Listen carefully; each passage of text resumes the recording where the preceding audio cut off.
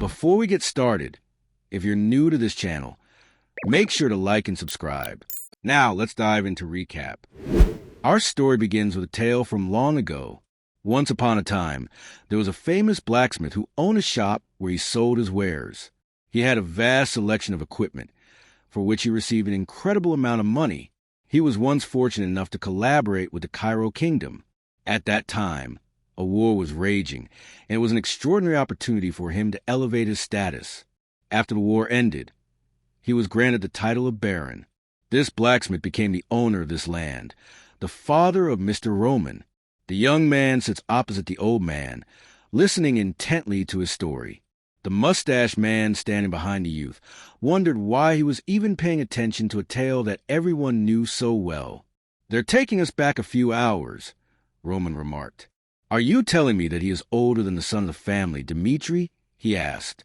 "This is the kingdom of Cairo, located on the continent of Salamander, and the world called Murim does not exist." The mustached man replied with surprise that this was true, and then wondered what had come over Roman. Although he wasn't very intelligent, this was the first time he had ever seen him like this. Was he drugged? He had heard that drugs were popular among rich kids these days, and that was likely the case.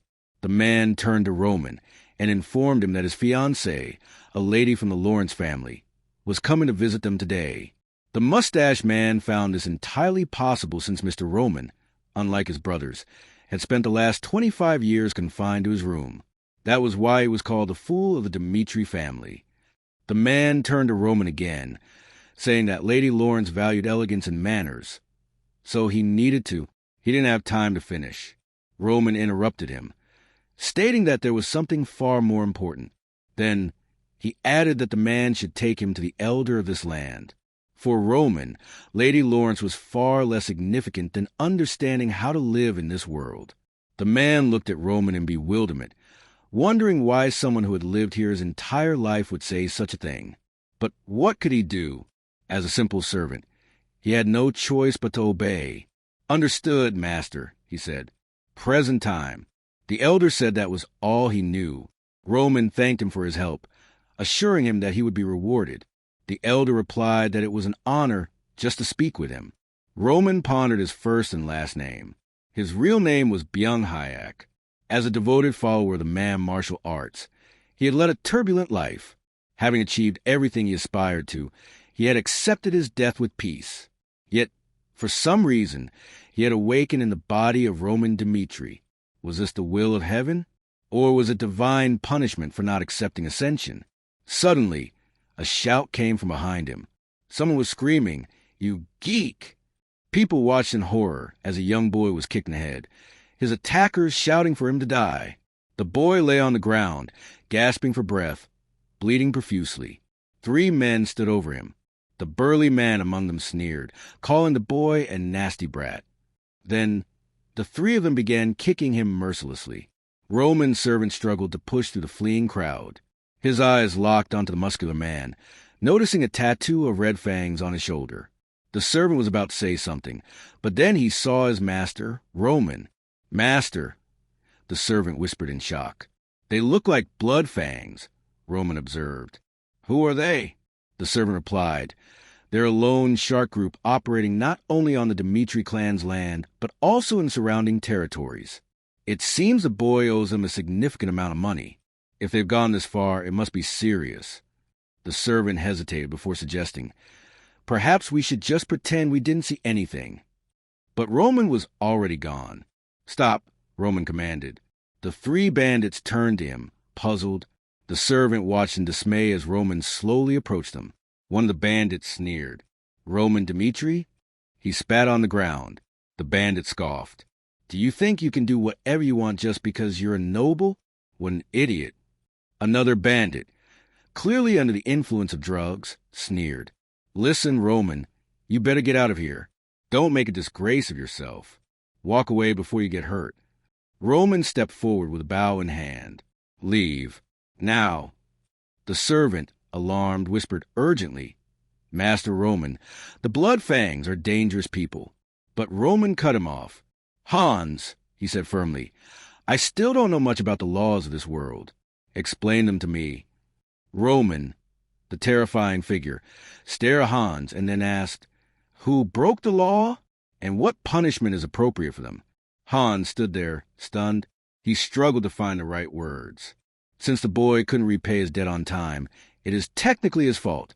However, the Blood Fangs have no right to decide his fate themselves. More importantly, they have shown disrespect to you, Roman Dmitri, the eldest son of the Dmitri clan. That is a crime punishable by death under the laws of this land. Roman smirked. Then they shall receive their rightful punishment. The bandits looked in Roman's direction with indifferent expressions. Then Roman spoke. "What I heard confirms it. You broke the laws of this land." He picked up a stick on the ground and continued. "That's why I, the eldest son of Lord Romero Dmitri, will deliver justice." One of the bandits scoffed. "I get it.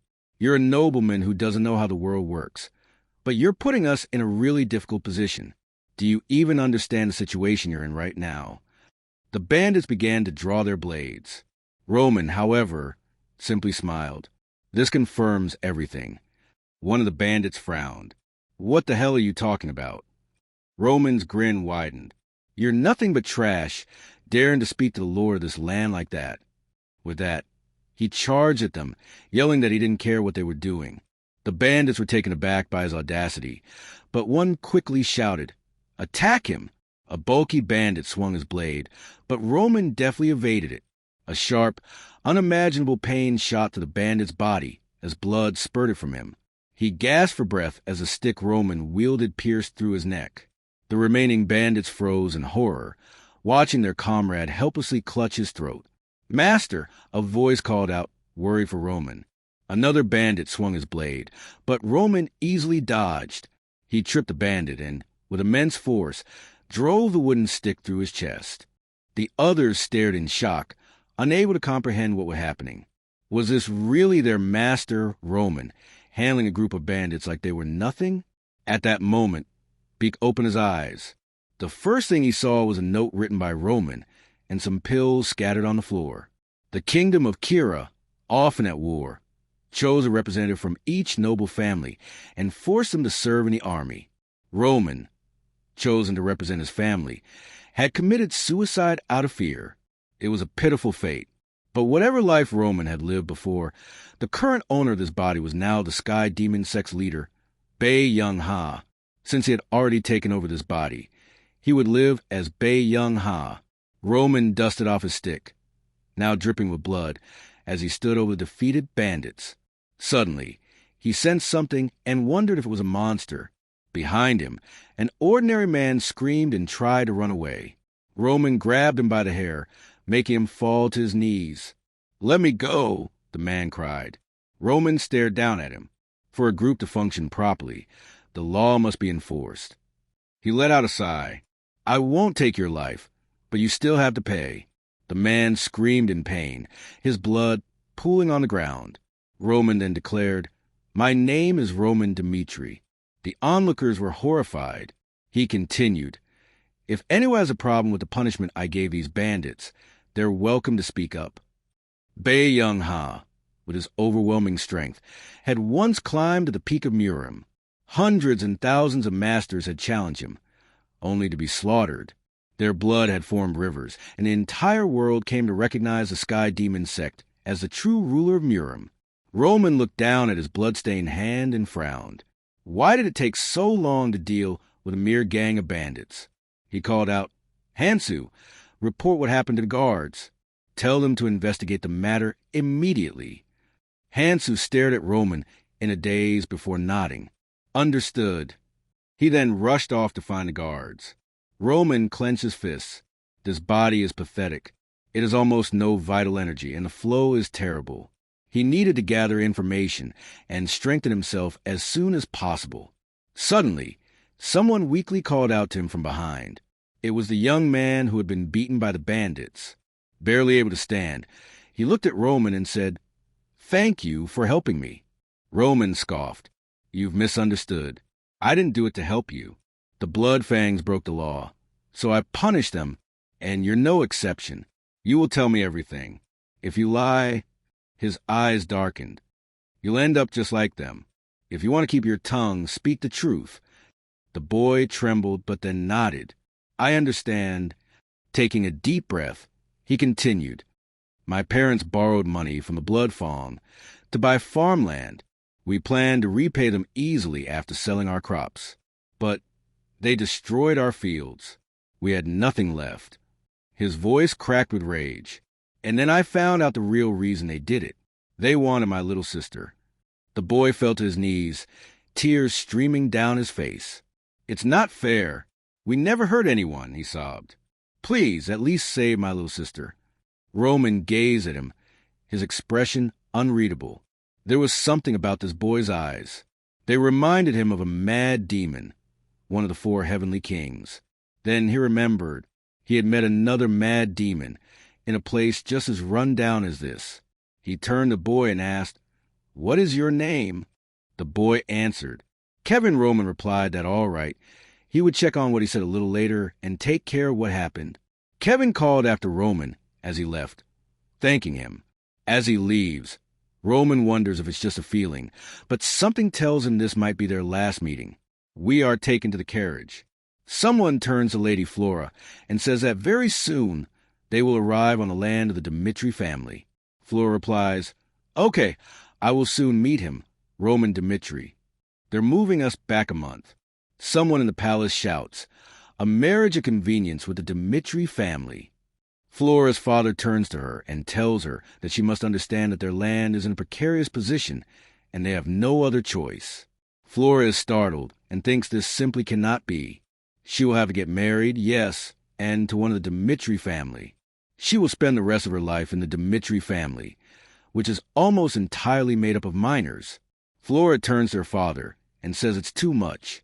Her father, not wanting to listen to her, replies that he is truly sorry that her pathetic father had to make such a decision. We are moved back a month in advance. Someone says, Mrs. Flora, we have arrived. Flora, getting out of the carriage, thinks she should have married her second son, who has a bright future ahead of him. But apparently, even this is not destined to happen. After all, the eldest son, Roman Dmitri, forced her to marry him. He lived for his own pleasure. Why would he get so puffed up, even though she knows how bad the situation is? Still, she just can't do it. She should definitely tell him about it. Flora turns to Roman and asks him to forget about their marriage. Roman sighs heavily and says that it's fine. Flora, in shock, asks why. Roman replies that he's heard a lot about this marriage and doesn't understand how an idiot like him would even dare to marry someone like her. So, he would also like to cancel this wedding. Flora thought that Roman was serious about this, but it was very strange. Roman, leaving, says that then he will tell his father about it. Flora is frightened and asks him to wait a second. Roman turns around and asks, What is it? Flora runs up to him and answers that she heard Roman himself wanted her to marry him, and now Roman wants to cancel the marriage without a good reason. She's a little taken aback. Roman asks if Flora wants to marry him or not. Flora, after a little thought, replies, Not really. Roman says that this is wonderful. They both agree to cancel the marriage. So, let this be the end of their conversation. And yes, he will take all the responsibility. She has nothing to worry about. He's already called the idiot of the Dmitri family, so it's not a big deal if a divorced person is added to it. Flora looks at Roman and wonders what is wrong with him. Did they really call him an idiot? Roman goes into his father's room. There is a slurred speech, followed by a shout that he is having an affair and should cancel the marriage. His father looks at him menacingly and then shouts that Roman is a jerk. Despite the fact that people call him the idiot of the Dmitri family, he's like a father trying to prove the opposite. A marriage with the Lawrence family is the best way for them, the Dmitri family, to secure a good position as nobility. All he needed to do was marry a noble girl, but he can't even do that. Roman bows and asks for forgiveness. His father, grabbing a glass, shouts, Really? Roman thinks that an apology might fix something. He then forcefully throws the glass over Roman's head.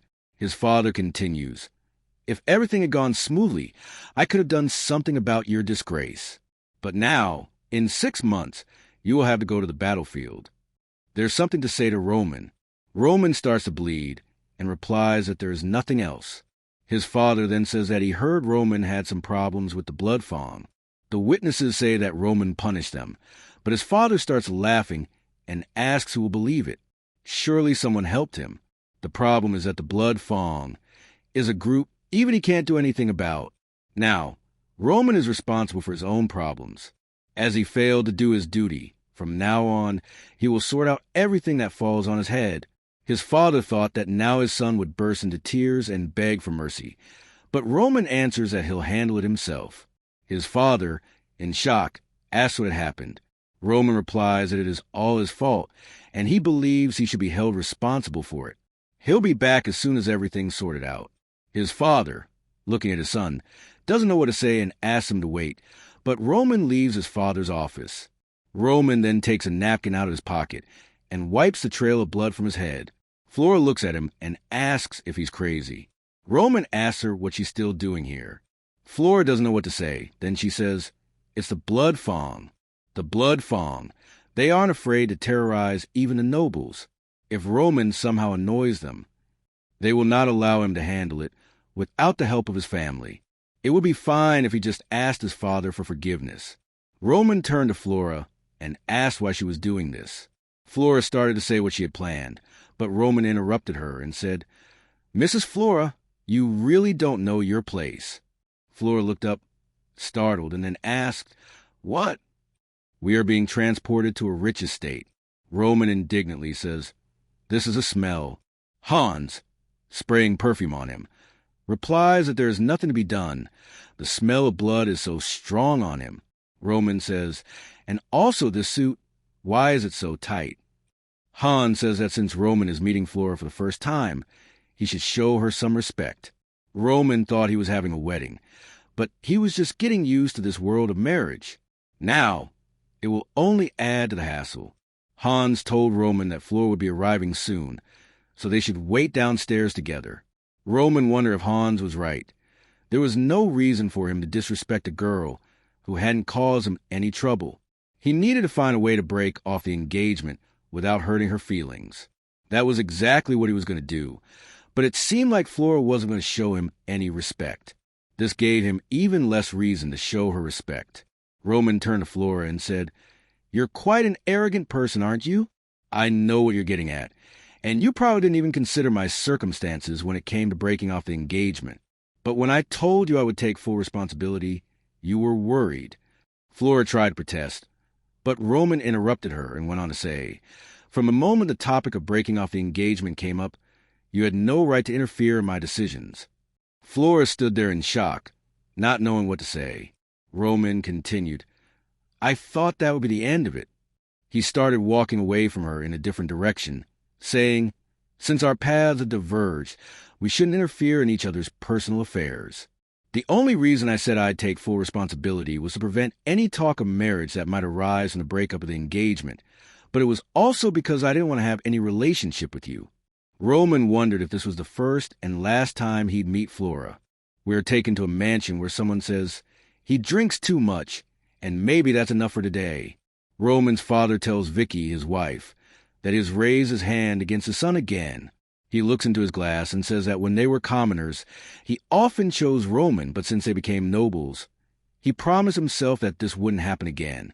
Leona, embracing Roman's father, says that thanks to this promise, their other children have grown up to become decent people. The father replies that this is true, but Roman is the only child who went through that difficult time with him. He doesn't know how to treat Roman. Leona, kissing Roman's father, tells him not to blame himself. Despite the fact that he may not have been good enough as a parent, they are the only ones who can influence the behavior of their children. The Dmitri family that she knows isn't one to let its own son go astray. He still has a chance to make things right. Leona says that Roman is a proud child. He probably blurted it out in the heat of the moment. Romero replies that if they leave everything as it is, who knows what will happen to Roman next time. Leona asks, why not just ask Captain Jonathan to help him? Romero replies that she's right. Romero suddenly shouts for someone to come in. A servant comes running into his room, asking if his master has called him. Romero orders him to call Captain Jonathan immediately. Hans turns to Mr. Roman and says that it is too dangerous to walk around outside. They don't know when the Blood Fangs will attack, and it's so tiring. Maybe they'll come back. Roman turned around and says, Hans thinks that when the Blood Fang gained the power it is now. Hans replies that he doesn't know. Roman says, the Blood Fang got its notoriety when it ran away to kill his enemy. He found it in the war of those who committed a misdemeanor. Notoriety breeds fear, and fear motivates you to do what you say. Hans, not understanding what Roman was talking about, asks if the Blood Fang is still not dangerous. Roman, smiling, replies, so far, yes, they can make him afraid. We are taken to a restaurant where there are stormy conversations going on. Someone puts food on the table and says it's the food they ordered. Hans, looking at her, glows with happiness. Roman gets up from behind his chair and tells Hans that he can stay here and eat, but he will go.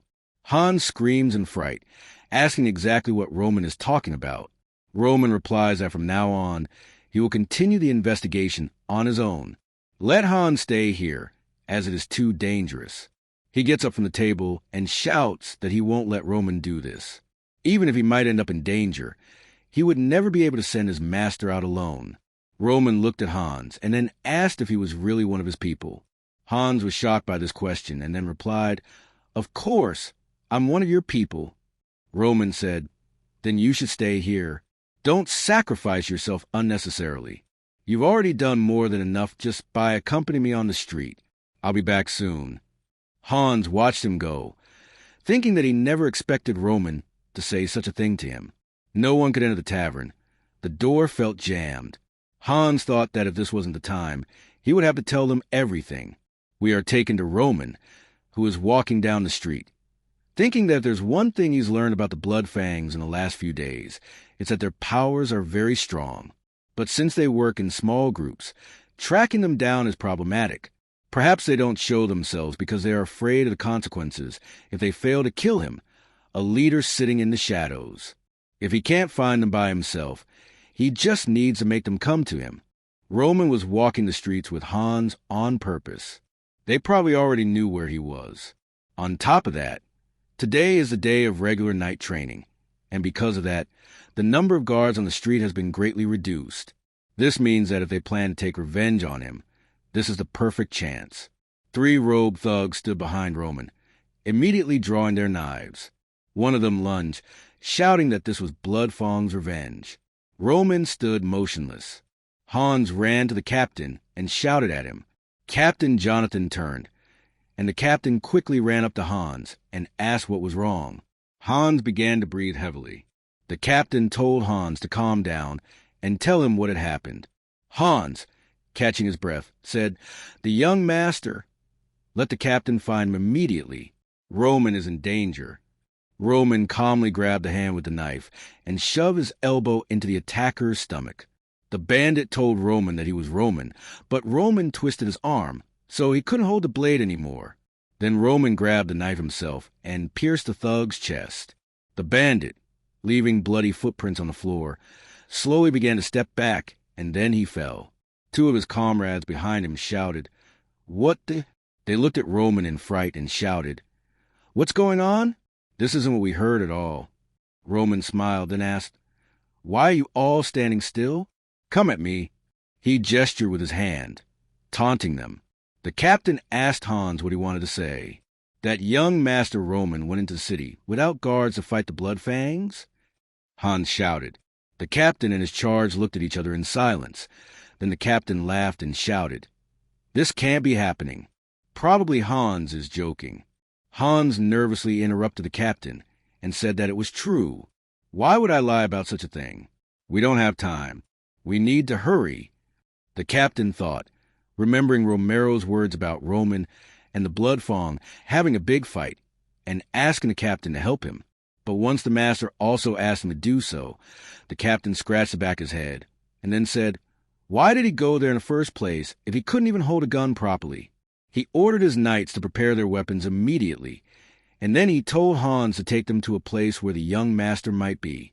Hans replied, and the captain went on to say, As long as we're around, the Blood Fangs won't dare touch him. The captain wondered if what Hans had said was true. Then Roman is really an idiot. We are transported to the bandits, who are looking at their dying comrade. Roman asks, "Why did you stop dead in your tracks?"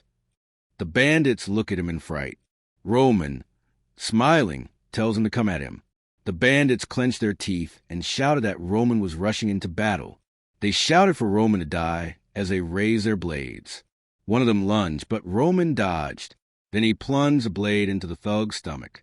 The bandit's comrade, seeing this, shouted that Roman was a scumbag. Then he leapt on top of him, swinging his blade. But Roman managed to jump back and kick the bandit in the stomach. The bandit flew a couple of meters away from him. Roman slowly approached the bandit lying on the floor and asked, "What's this all about?" The bandit, doubting that if Roman killed him, he would never be safe again, answered, to which Roman said seriously, "But I've already killed 2, haven't I?" Bandits can only talk with their tongues.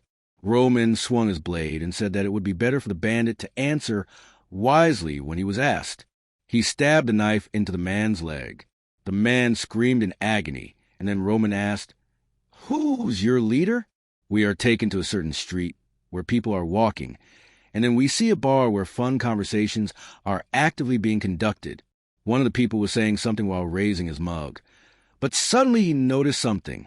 Roman was walking in front of them, his clothes dirty and his hand covered in blood. The bartender turned around and wanted to say welcome, but when he noticed Roman, he stopped.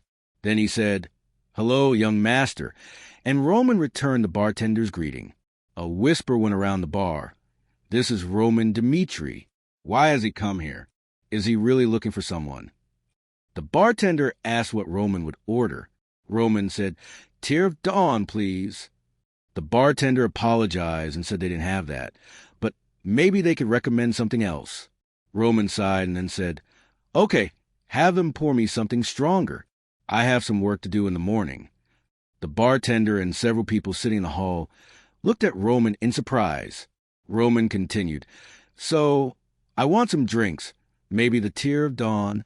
This pub is in the middle of the street where they get their orders." The bandit went on to say that they give them a task if they call a special code. Roman asked what the code was. The bandit replied, "Tear of Dawn, something stronger in the morning for work."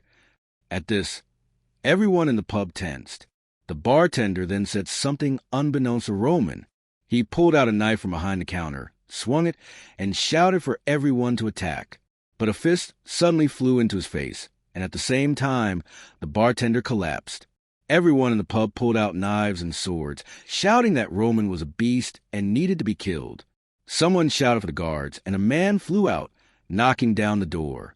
Roman used his bare hands to take down one bandit after another. 2 men were standing in front of him, and one of them asked, "What happened?" Roman instantly laid out 3 of them. "This is definitely Roman," they all muttered. Roman thought this was the greatest technique in Mirror. It allowed him to increase his strength by constantly breathing in a tiny amount of time. The heavenly demon had strengthened Roman's body with martial arts. She didn't look anything like her old self anymore. There was only one novel here. There were more of them.